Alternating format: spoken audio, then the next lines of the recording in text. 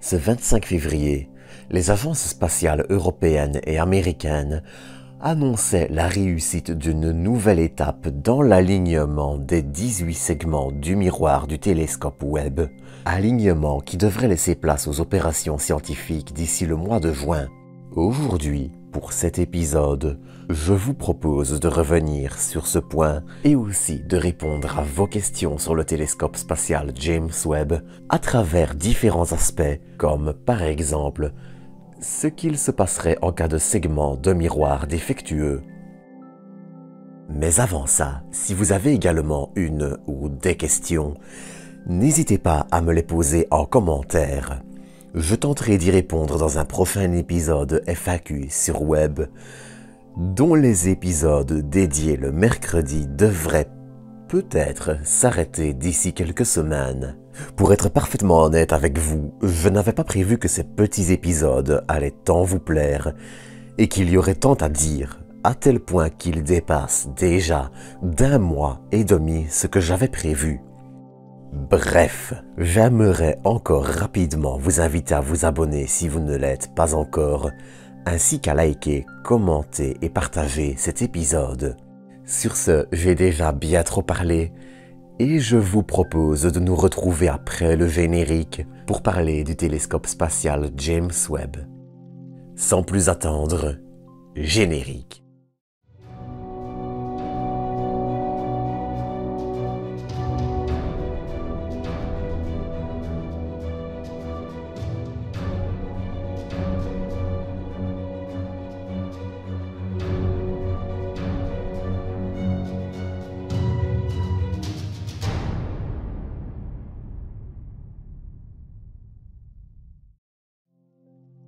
Pour commencer cet épisode, j'aimerais vous montrer cette photo qui est, je trouve, assez importante d'un point de vue symbolique. L'étoile que vous voyez ici, c'est HD 84406, la première entre guillemets cible de James Webb. Pour être plus précis, c'est cette étoile qui a été choisie pour procéder à la calibration du télescope. Un de ses avantages, c'est qu'elle est une étoile relativement isolée des autres dans le ciel. Cela facilite ainsi la calibration du miroir et des instruments de Webb, en évitant que d'autres étoiles ne polluent tout ça.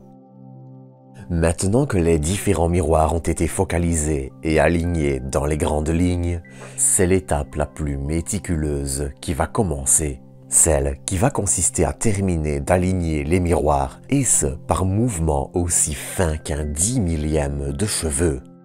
L'étape suivante, nommée coarse phasing, va consister à analyser le spectre lumineux de 20 paires de segments et d'en mesurer le décalage entre eux à l'aide de la longueur d'onde. Pour illustrer grosso modo, car ce que je dis ici est très simplifié, plus les lignes sont verticales, moins c'est bon.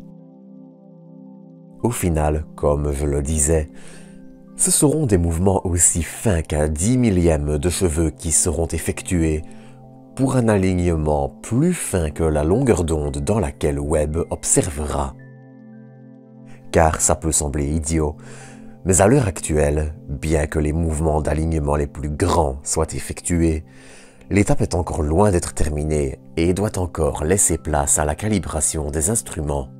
Mais j'aimerais néanmoins encore vous parler du miroir, et ce à travers la première question que vous m'avez posée pour cet épisode. Et cette question, c'est: Webb peut-il supporter la perte d'un de ses segments? Alors, je vais être honnête avec vous. Répondre à cette question est un exercice assez compliqué. Il n'y a pas de réponse directe, mais en reprenant différentes déclarations de la NASA et de membres des équipes de Webb, ainsi qu'un petit tour sur quelques forums spécialisés, on peut y apporter une réponse.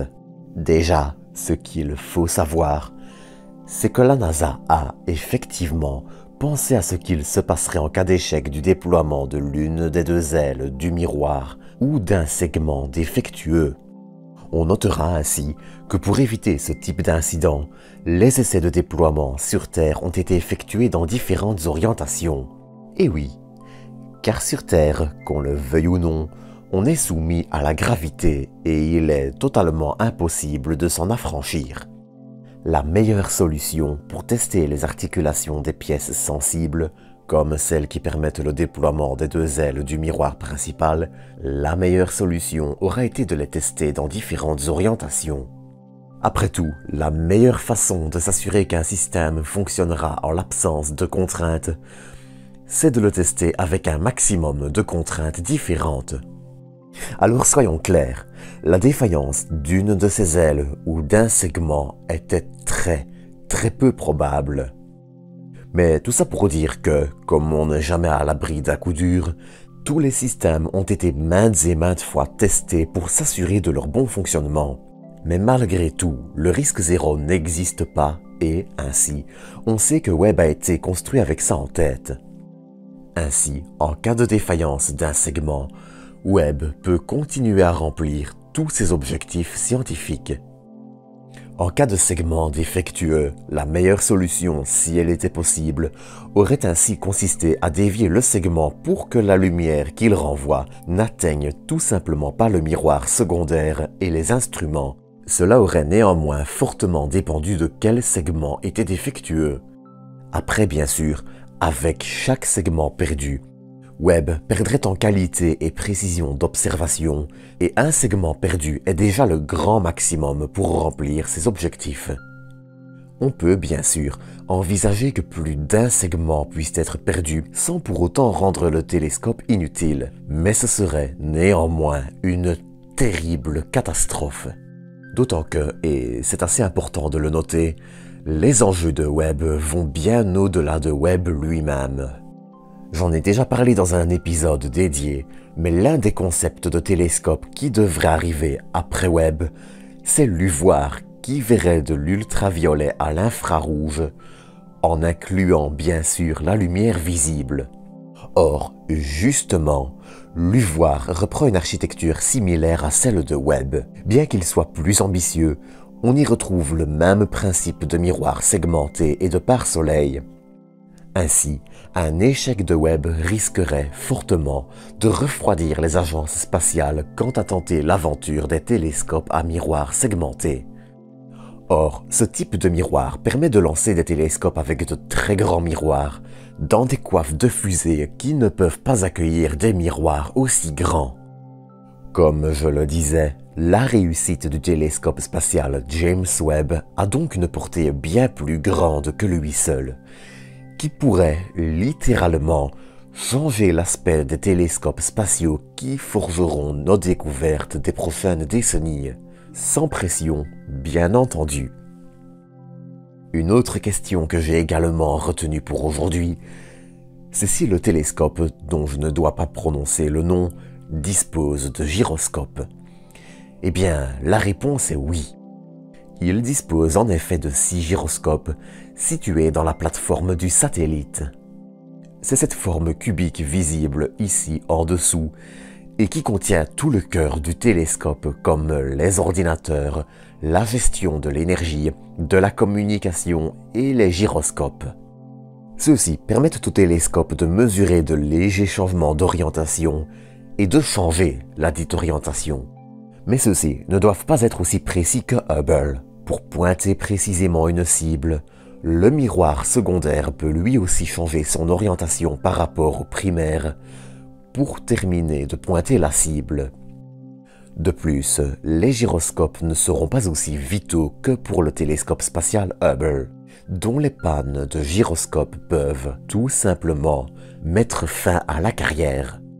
Webb dispose en effet de 6 gyroscopes, mais peut parfaitement fonctionner avec 2.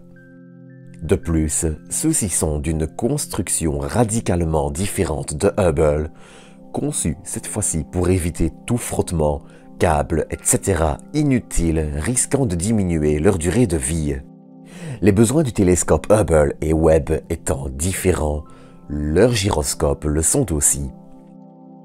Ainsi, ils devraient pouvoir fonctionner pendant 10 millions d'heures avant de risquer une panne. Ça correspond quand même à 1141 ans, le temps de laisser pousser beaucoup de bananiers. Autant vous dire que ce ne sont pas ces gyroscopes qui vont le tuer.